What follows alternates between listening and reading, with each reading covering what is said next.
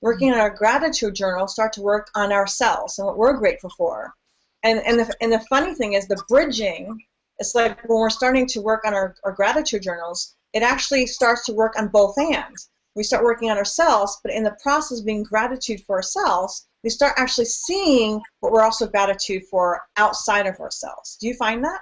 Absolutely. And I think it's like a muscle, the more we use it, like if you go to the gym and you start lifting weights, at first it's hard, and then eventually it becomes very easy. And so you begin to really start to see things that you're grateful for everywhere. I can sit in a new space or a new room, and if I've got a few minutes to kill, I'll think, gosh, I'm grateful for whoever laid this tile or this carpet or who painted the walls or who made that picture. And so it's a totally different experience of life that was always here and always around us. But life becomes much sweeter when we begin to see all the things around us that bless our lives every day. And then don't you see that it becomes like a minutia of the layers? You start looking at the wall and then the paint. It's like who actually created the paint? Who thought of the color of the paint? And then you look at the manufacturers, and then all the layers even beyond that. The soil, who planted the plants in the soil, and the workers who actually planted the plants in the soil. It's like you can actually go layers deep. And I don't think anyone actually really starts to do that unless you're sitting still enough. We Right? have that time. And that's the funny part. When we do get ill or we have something that makes us stop, we have Mhm. all that time to just think and be. Like you said, you got cancer, right? And you have that time to be in the baths. And you start thinking about your toes and then your feet and then your legs, right? We Right? have that time to be still that we start actually really to think.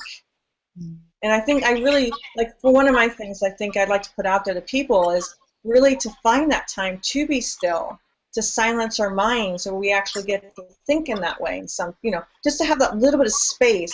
We're not constantly checking our iPhones, constantly checking our emails, constantly, in technology world, that we have a little bit of that stillness just to be. Mm-hmm. I want to actually show you my wall behind me. It's going to be so perfect for what it says. I hope you can see it. It says "Be still and know," and I don't know if you can see it I well. saw, I saw, I saw the and no. I didn't get to see the Yeah. above part. So this I is my meditation. totally appreciate that, though. Yeah, because we so forget. We're so busy of our to-dos and our next appointments. But if we can get just even 15 minutes to just be still and listen, we get divine answers all the time. We're just not listening. And I'd love for you to share. We were talking about where you were going next when you have to leave this interview that we're doing, and I'm a Reiki master, and you're going someplace to actually work on someone. So, what does that mean to you? I mean, I know what a Reiki master is, and I know you do Reiki. So, what have you found diving into energy? So, you were talking about how can gratitude shift someone's energy? One of the questions, and so what I would like to ask you, because a lot of people don't, not everybody knows what Reiki is. What does Reiki mean to you? What has Reiki actually done for you, for yourself? And how have you seen that Reiki has shifted others, the people you work on? Absolutely. So for me, it was the validation of even understanding we're all energy, right? And so after healing myself of cancer, I was sharing the story in a class, and someone came up to me as a Reiki master and said, "You're a natural healer, and I want to teach you Reiki." And I was like, "Oh, that was just once. That's just, it just happened." And didn't really even understand what it was. And so I started taking the classes and could feel the first time I did it, could feel the energy, could feel the vibration. And so for me, it's really about aligning ourselves to connection, to source, to the divine, to God, whatever you call that which is, and about allowing that to flow in, through, and as us. So in my own world, it has cured me from migraines. It's helped my husband who had major pains from doing landscaping one year. He pulled, I believe it was kind of like a hernia, and he kept going to the doctor and they couldn't figure out what was wrong. And all they wanted to do was give him painkillers. And so I said, I know this is a little woo woo to you because it was different for him, but let's just try. And sure enough, he felt like little soldiers or people were moving around in his body, is what he explained. One session, he's never had pain since. And so it's not of me, but through me. I believe it's allowing to be a vessel to allow that energy to flow in, through, and as me. And I can't give it without receiving it. So every time I give Reiki, one, I know it blesses others, but it also blesses me and helps heal my own body and my own thoughts, because it's about healing of a mind, body, and spirit. So it's not taking pills when we have an issue, but it's about getting to the root cause and allowing that healing to take place. That's what it is for me. And how do you see working like with clients? Now, how do you describe to your clients, I'm going to be doing Reiki on you, or what is Reiki to them? You know what I'm saying? How do you? Because for me, it's always, again, the show is about us reaching out to others. So how would you describe Reiki, to others, or how do you know what I'm saying? What wordage do you use to describe Reiki to others? So what I use is that in the work I do actually a hands-on Reiki, so that it is physical touch, but it's a light physical touch to realign your energy, to clear your chakras, and to realign you to the source. So I have some people that will come when they actually have a physical ailment that needs healing, and some people are just coming for a sense of relaxation and to be recentered. I've had people come before they write their first book and say, I really just want to get grounded and centered. And it's a great way to do it. In an hour, you can totally feel more at peace, more calm, more centered, and change your mindset. One of the terminologies that I love is, as you know, the show that we're doing right now is conscious co-creations, right? Conscious co-creations means a lot to me. And I know that you're all about consciously creating. Yeah. So what does consciously creating mean to you? So I believe we're all creating every day, but how consciously are we creating? So if we're continually getting the same result or the same circumstance and we're not happy with it, often we'll think, why me? Why is this happening to me? Instead of saying, okay, I don't like this result, I'm going to create something different. So today, if we're not happy with, let's say, our weight, we could continue to keep eating the same food, right? And say, well, why am I overweight? And I've done this. So this is one that's really in alignment to me. Or finally getting clear and saying, I don't like how I feel. What if I made new choices? What if I consciously chose what food would bless my body today? What food would make me feel good? And by making those simple choices consciously, we consciously co-create our life. And I always love, for me, it's like you said, I always tell my clients, I can give you all the tools in the world, but I also need you to meet me halfway. So you're not willing to co-create with me, we may not be the best match, because I can't do all the work for you. I can consciously co-create with you. However, I can't do it all for you.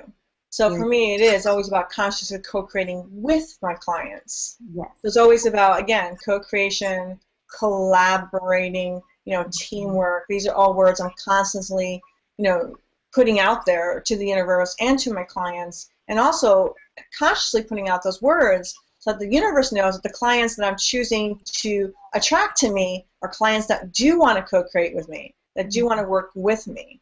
So, exactly. And I think part of the show about gratitude and consciousness and co-creating is putting out there again to people to understand that as you say, we're all creating at all times. Mm-hmm. And every word that we say, ideas, creativity, business, prayer, whatever words we want to use, everything that we do, say, walk, talk is creating of some kind. Wouldn't you say? Absolutely. Absolutely. Our thoughts, our actions, our words, all of it's creating. But when we get clear on what are we thinking, how can we shift those thoughts? How can we shift the words we speak? That's when we become conscious and consciously create. Now, how can people find you? This is also a podcast, not just a video show, but how can people find you via internet? Like, what would be your websites and how people can find you? Thank you for asking. So my website is easy. It's www.thegratitudegirl.com. On Facebook, I'm The Gratitude Girl. And I also have a Twitter page, The Gratitude Girl. So I've tried to make it easy. If you can just remember The Gratitude Girl, and even if you typed in Gratitude Girl, it'll come back to my page. So pretty easy. And it's all about, again, consciously shifting our thoughts. So it's about keeping us centered in gratitude. I believe when we raise our vibration to either love or gratitude, we naturally attract and create what we want because we're coming from a different space. Beautiful. I also need to let everybody know that we are on intentionradio.com, so please make sure you do go check out www.intentionradio.com, and also please go check out theintentioncall.com every Saturday at 3 p.m. Pacific Standard Time. they get together and they have a beautiful intention where they actually meditate and prayer upon something that they choose, whether it could be world issue or something that they find that they see somewhere that needs a group prayer meditation. So please go check them out, theintentioncall.com.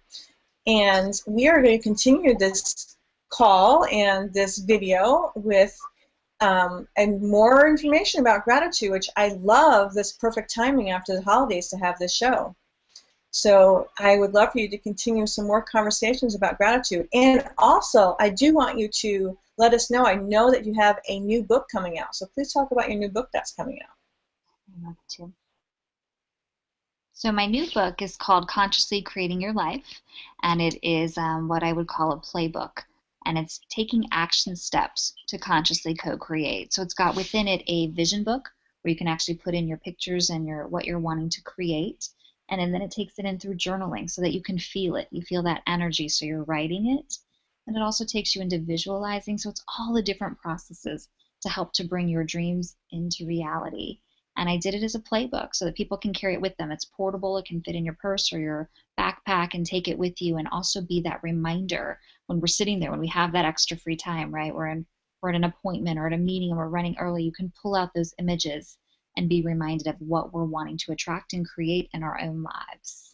Ooh, so this sounds like a portable vision board, if you will. Yes, that's one aspect of it. Yes. Ooh, that sounds really wonderful. And so where is that going to be? Is that going to be on Amazon or on your website? Where is that going to be? On my website. It launches in January, and you can get it at my website. And then we're also going to have it in different stores. I have a whole listing of stores throughout California, South Carolina, and Arizona currently who are carrying my books. Ooh, that's wonderful. I can't wait for that to come out. I'll be very excited to see that. So I also love to, for people that are always looking for tips, so what are some tips that we could put out for the audience to give them some insights? So how would they start to consciously be in gratitude? It's a good question. So really it's about starting where you're at right now in this moment. There's nothing special that you have to learn or do. If you have a notebook or a book, you can start as simple as a spiral notebook. But it's about looking around. Think about the room that you're in. Whatever room you're in, look around it for a second. And notice the beauty that's around you. You have beautiful paintings or artwork. You have beautiful scriptures or poetry or books around you. Start noticing that. Look at the people in your life. How are you grateful for them? So often we focus on a relationship that maybe isn't working as well. And so when that happens, we'll focus on what's wrong rather than what's right. And a great way to shift our relationships is to start each day, 5 things a day. What are you grateful for about that person? So if you're having any conflict in your life, I encourage you to start doing that today. And even if you don't have any conflict in your life, if you want to deepen a relationship, your spouse or your best friend or partner, start acknowledging what you're grateful for about that person. And pretty soon you begin to see more and more and more things to be grateful for. And then your dynamics change, because when we show up differently, people show up differently. So it's not about changing them, but it's about changing us. And when we come from a different vibration, I've learned our relationships shift. And it's a great way just to help bless not only our lives, but the people around us. And then to take it one step further, tell the people you love them. So often we take each other for granted. We've maybe been married 20 years and we forget to say, I'm really grateful for you today. Thank you for taking out the laundry or doing the dishes or taking out the garbage, all those simple things that we take for granted. But we really are grateful, because if they didn't do those things, and if we didn't do them, we'd have piles and mounds of garbage in our kitchen. So it is little things that we can be grateful for right now. And then the last thing would be, how can you be grateful for your health? No matter what you're going through, no matter what challenge that you have today, you are radiant and you are healthy and you are whole. How can you tap into that divine healing source that is within you and start to be grateful for your body, all of it, imperfections at all? And I think that's very beautifully stated. And as a matter of fact, it's very poignant that we're actually just talking about this. Actually, Bob Berg, who's a brilliant author, actually did a post today about, are we looking for fault in people, or are we looking for the good in people? And as you said, we can always find fault in things. So what are we choosing to look for? Because if right? you're going to look for fault in people, guess what? You're going to find it. If we're looking for the beauty in people, we're going to find the beauty. So, Absolutely. I mean, there's no one that's 100% beautiful, and everybody has flaws, right? And what are we choosing to focus on? Because Right. what we choose to focus on is going to expand, if you will. And if you're going to focus on that, that's what we're actually going to bring out, as you said. So, and exactly what you said is how we show up brings out in the other. Right. So when we're negative, the other person's going to be defensive, and they're going to be negative.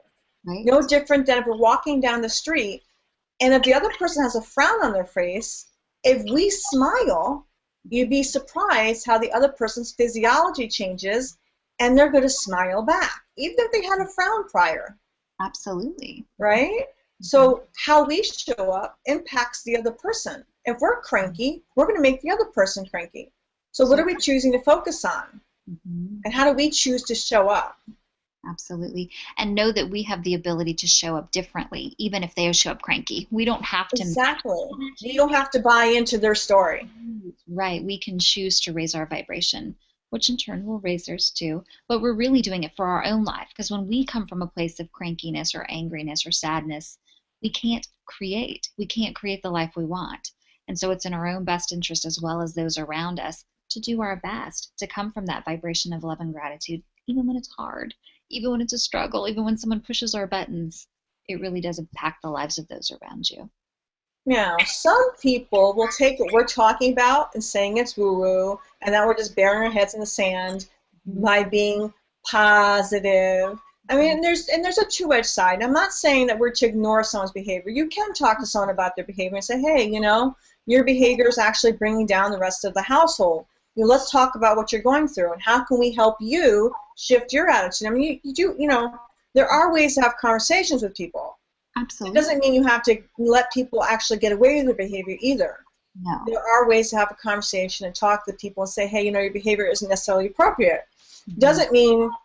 That doesn't mean that we have to stoop down to their level either by yelling at them and beating them up and saying they're bad and all these things. I mean, there are tools to handle these things. Right. However, it doesn't mean that we have to succumb to the behavior either. So I mean, I think there's amazing tools out there on how to deal with these things. At the same time, yes, we can still be positive and smile and all that and not go to that place. And if something's out of control, obviously have the conversation. Mm-hmm. And from a loving space. If you're Exactly. Come from a very loving space. Obviously, if someone's having a problem, you actually say that. We're only having this conversation because we love you and we care about you. And that's why we're having this conversation. We hate to see you in this state. We don't want to see you sad. We don't want to see you, whatever that conversation is. Mm-hmm. That makes sense. And it'll be received differently compared to coming up and saying, you make me angry, you make me feel bad, you make everyone sad. It now just causes more tension and more anger. So coming from a place of love and how can we help you is a totally different conversation. Exactly.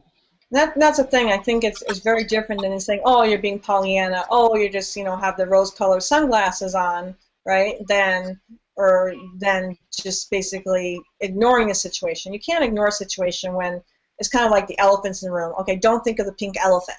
Right. What do you think? You automatically think of the pink elephant because you said the word pink elephant, right? So, I mean, there's a difference between just ignoring a situation and having a conversation about a situation. Very true. It's all the delivery of the conversation, how you actually choose to have the conversation. And the intention. Like, I believe that's the Exactly. key is if we set our intention before we have the conversation, our intention is to be of healing and to be of love and of connection, you're going to have a different outcome. Now, you just said two very key words here.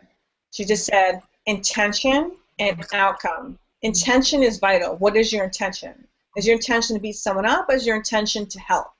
Right. Is your intention coming from a loving space, or is your intention coming from a harming place? And do you know what your outcome is? What are you choosing to have the outcome be? Is your outcome choosing to have a loving, supportive outcome? Are you choosing to support this person and a loving outcome, or is your outcome just to shut the person up? Because if your outcome is just to shut the person up, that is not an intention loving. That's not a loving outcome. That is an outcome that you just want to shut the person up because they're annoying you. That is not an That is not a loving outcome. So yes, those two words are really important to know. Is what is your outcome and what is your intention? And the intention has to fit that outcome. Right. They have to be a match. They have to be a vibrational match. Mm-hmm. Very true. So that is really, I'm glad that you brought that up because that I think a lot of people do not think of those two things. Are they in alignment? Mm-hmm. Very, very important. Very true. So what else do you have going on right now? Goodness, I have so much going on. I've just got asked to do a podcast where I'll be a gratitude expert. Ooh. Sharing that on Positively Positive, which will start in January. And then I've been asked to be a part of a Law of Attraction tour. So I'll be touring with 3 other speakers, and we'll be sharing on, for me, it will be on vibration, how we can consciously create, and how to stay centered in gratitude. So I'm really looking forward to that, and it culminates on a cruise. So I'll have all those details coming up on my website. Very, very excited. Ooh, that sounds a lot of fun. Cruises can be lots of fun. Absolutely, especially when you bring people together who are all like minds, right? And the connection. Exactly. And that's a really great tool. If you're actually teaching about something that you love and you have people that are of like-mindedness that actually love what you're talking about, that is a wonderful thing. Yes, it's a win-win. Everybody's happy. Yeah, exactly. And especially when you're speaking to an audience that is there to hear about something they love.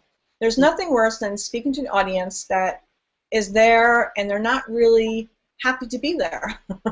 That is not a fun thing. That would not be fun. So how were your holidays, by the way? Fantastic. We had a beautiful, nice, quiet Christmas. Just my husband and I and my puppy. So we celebrated, had a nice dinner, went to the movies, and then let my puppy open all his new presents. He's the most fun. So we wrap all his presents up, and he will play with babies for hours, just burp, burp, burp, burp, burp. So enjoying his day is a big piece. Oh, that sounds fabulous. We actually had 2 puppies visiting for Christmas. And so that was, I swear to God, I think that was the most fun entertainment of the whole Christmas because everybody was like, oh my God, watch the puppies. And we let them out in the yard and they're running around laps around the yard. Everyone's go, seriously, everyone's standing at the back door watching them run laps, right? And then everyone took turns babysitting them in the house to make sure 2 of them didn't get in too much trouble. So it was like taking turns babysitting the puppies. And everyone's like, oh, let's love the puppy. Let's pet this puppy. Let's pet, so like, it was like having 2 like little tiny children. Yeah. Literally like 2-year-olds, right? Mhm. Right. So they wanted to get into everything. So I swear to God, that was more fun than having 2-year-olds around. Oh, And then we only had 1 baby, so it was kind of it was a handful between the baby that was not a baby but a 3-year-old. So the 3-year-old and the two puppies that were 2-year-olds. yeah. Literally at that age of 2-year-olds, they were still mouthing and everything. So yeah, it was quite fun. Very fun. I was really really excited to have you on because that was perfect timing to have right after Christmas. For those that celebrate Christmas. Yeah. It was just a perfect timing to have a gratitude conversation after such a blissful time of the holidays. How much more gratitude can you have after spending time with family and friends? And, you can't go wrong having a conversation about gratitude right after the holidays. No.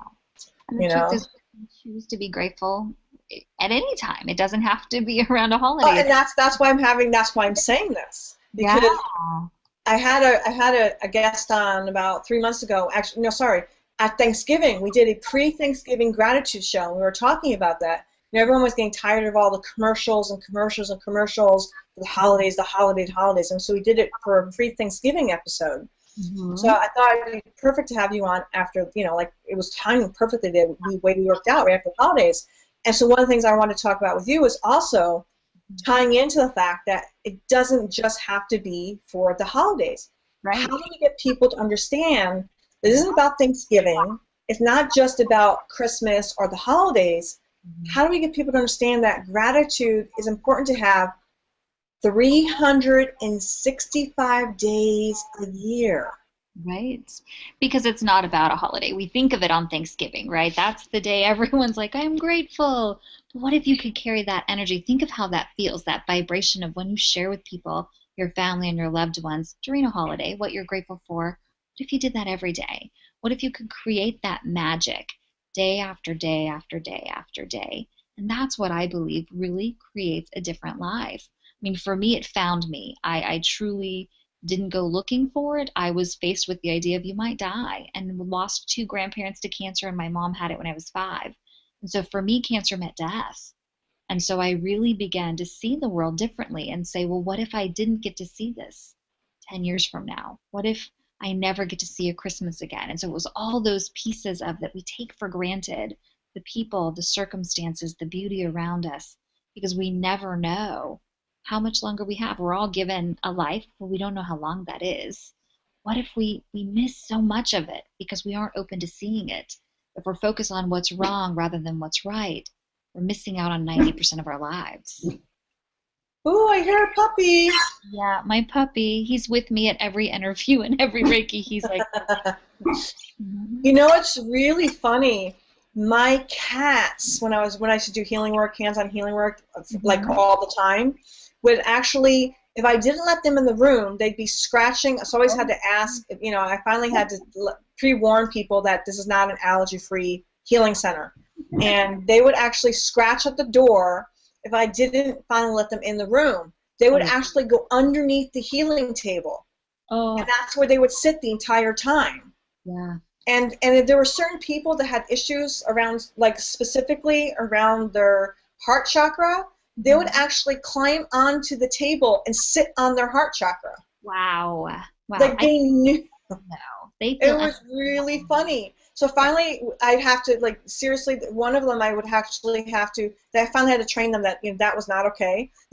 I would allow them to be under the table. But they knew if they climbed, if they jumped on the table, that they'd be booted out of the room. So they finally settled for being, I'd have to put one of the big rose quartz underneath the table, and then just a regular big quartz on either end of the tables, and they would sit right, like curl around the rose quartz. wow. Yeah. They knew though.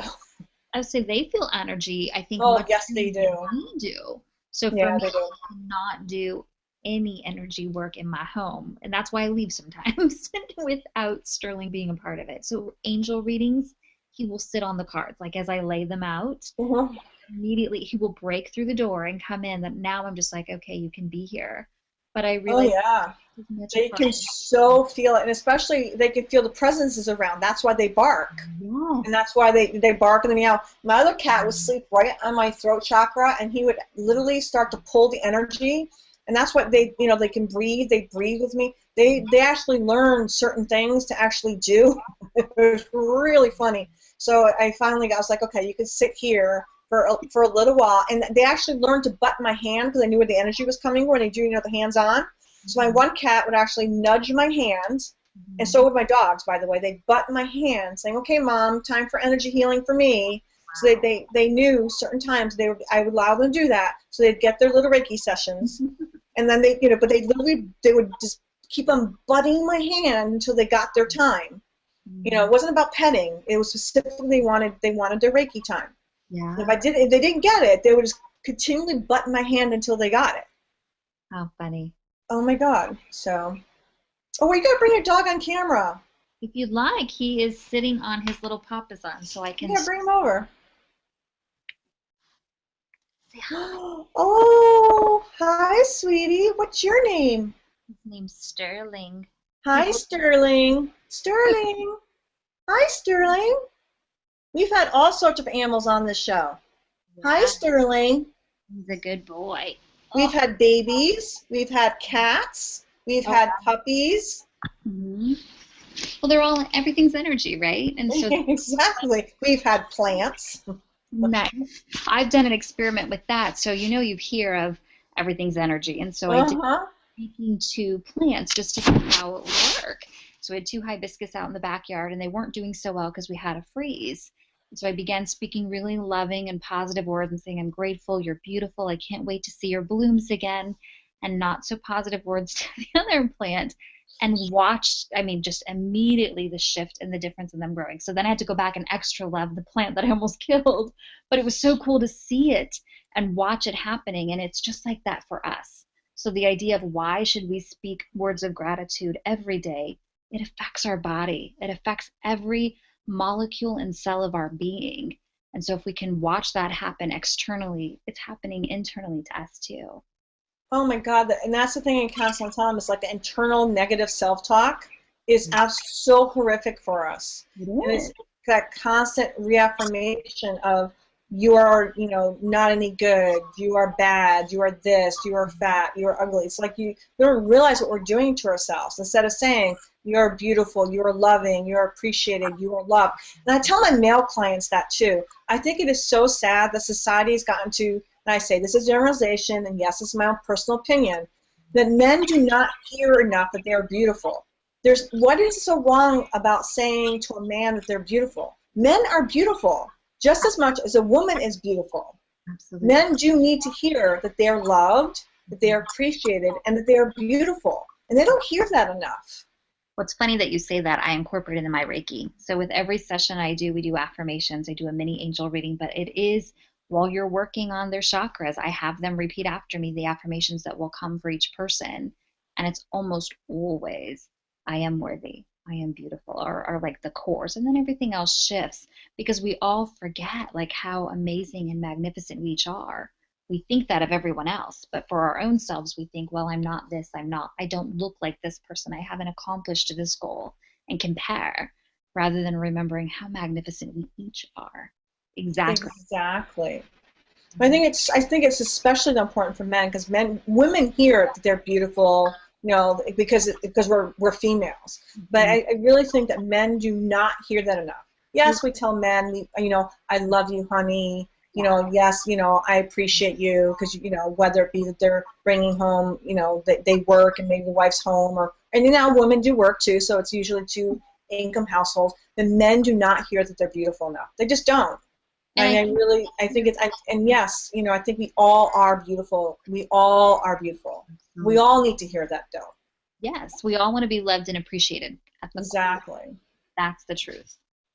So, I just think it's everybody needs to hear that. Everybody, everybody, everybody. And imagine from the time we're a baby, if we all grew up that way. From the time a child's born, they're hearing every single day, you are loved, you are appreciated, you're beautiful. Your worth. I mean, just imagine growing up like that. And kindergarten. Imagine if kids from the time they're in kindergarten are learning affirmations like that. I am powerful. I am beautiful. I am loved. I am worthy. Just having all those affirmations. And that is not just learning the ABCs, okay? But learning positive affirmations, learning gratitude from the time they're in kindergarten. Imagine what powerful little human beings we would have. Absolutely. It would be a very different world. Oh my God, with having self-esteem from the time they're in kindergarten. It would be beautiful. Especially if they're not getting it at home, at least they'd be getting it in school. It's true. And we can hold that. So that'd be so beautiful. By the way, I'm in love with that dragonfly behind your head because I love dragonflies. They follow me everywhere. They're my totem. So funny. They're mine too. They're one of my totems too.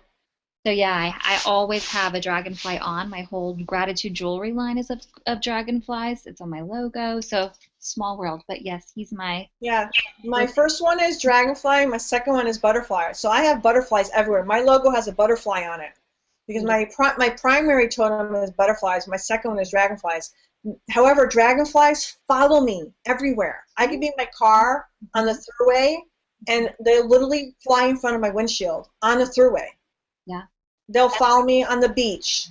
No matter where I walk, they're following me. My friends are going, why are dragonflies following us? I'm like, oh, it's just a thing. And they'll freak out when I'm driving with me because they'll be like, a dragonfly just flew in front of the windshield. I go, yeah, I know. Well, it becomes normal now, but in the beginning, I used to shoo at them and think, they were just bugs bothering me. We went up to Sedona, and I did a 7-day retreat up there, and I didn't just have one. I literally would have swarms. So 20 would follow us every time I'd go in and out of every building, every break. And finally, the instructor said, I'm thinking they could be your thing because they always follow you. There's like a class of 200 people, and I'm like surrounded by dragonflies. And I thought, well, I'll look up the terminology of this. And I went, oh, well, it totally makes sense. It's an alignment with both of our purpose and our passion is about transformation and creation and consciously creating and believing our thoughts and our actions create our world. Do you All know what your number is? Do you know what your numerology number is? 5. So is mine. It's all about change. So it's so in alignment. My birth is so is so my name is a 5. Okay. My birth name was a 5, and when I changed my name, not knowing, it's also a 5. How cool. So Yeah. I saw my birth name was a 5, and when I changed my name without even like looking up the numbers or anything, my friend goes, "I hate to tell you this, but you changed your name, and when you changed your name, you changed it legally. By the way, honey, it's a 5. You just Wow. lost the transformations." She Yes. goes, "And you were attempting to get away from the old name. Uh, it's a 5." I'm like, Mhm. "Oh, okay." She goes, Very, "And butterflies, transformations." yeah. Yeah. So yeah, it's a 5. Very cool. I figured when you said that, I go, your number has to be 5. Mhm. Well, I and it love makes it. sense with the work we do, right? We're all about, Exactly. It's all about transformations and change. right. I get bored doing the same thing over and over, so I need to have different events and things coming on.